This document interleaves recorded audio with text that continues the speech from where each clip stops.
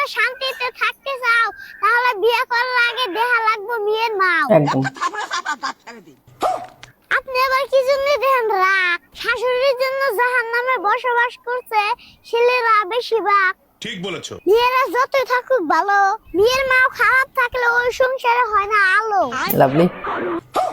হ্যাঁ, আমি এখন দেখুন চুপ। 10 বছর সংসার করার পরে ধরতে পারছি তার আসল রূপ। বলো বাবাজি। আমি চাই না আমার মতো কারো জীবন হোক শেষ। চালাক শাশুড়ির মেয়েরাই ধ্বংস করে পরিবেশ। একদম।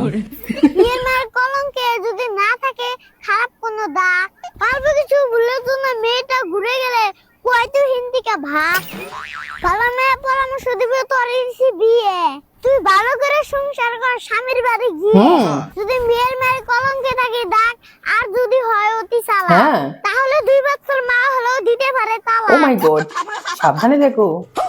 দেওসে কি জন্য ঝামেলা করে চাচি, বেশি কথা কইলে কোনো গলায় বাজাবো কাছে। একদম। সেই বাড়িতে মেয়ের মা মেয়ের বাবারে করে হ্যান্ডেল, ওই বাড়িতে বিয়ে করেছে নিজের গালে মারা ভালো স্যান্ডেল। লাভলি।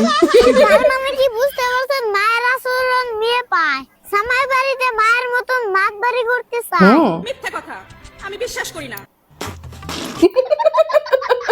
এইবার কি বুঝতে পারছেন দুনিয়ার মতি গতি? তালাক মায়ের মেয়ে বিয়ে করলে নিজের জীবনের হয় ক্ষতি। এর ভক্তভোগী ভুগতেছে ওই পাড়ার মতি। মেয়ের মায়ের যদি থাকে খারাপ স্বভাব, তাহলে মেয়ের হয় না বাতার রবাব। কারণ মায়ে কিছু কইলে মেয়ে দেয় তার উল্টা জবাব। এখন কি বুঝতে পারছেন দুনিয়ার ভাব?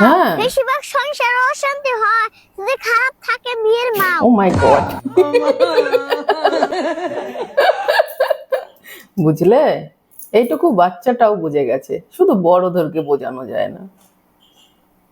কিছু বুঝলে দেখে শুনতে মেয়ে বিয়ে করবে। আর যদি না বুঝে থাকো, এই ভিডিওটা দেখে বুঝে নাও। আরে লাভলি, হেভি কিন্তু করেছে বাচ্চাটা।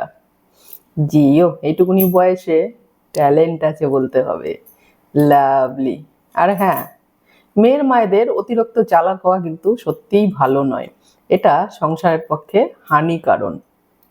বেশিরভাগ মেয়েদের সংসার মায়েদের কুযুক্তির কারণেই ভাঙে, এটা কিন্তু বাস্তব সত্য। আমার ভিডিওটা হেভি লেগেছে, তোমাদের কেমন লেগেছে অবশ্যই কমেন্ট করে জানিয়ে যাবে।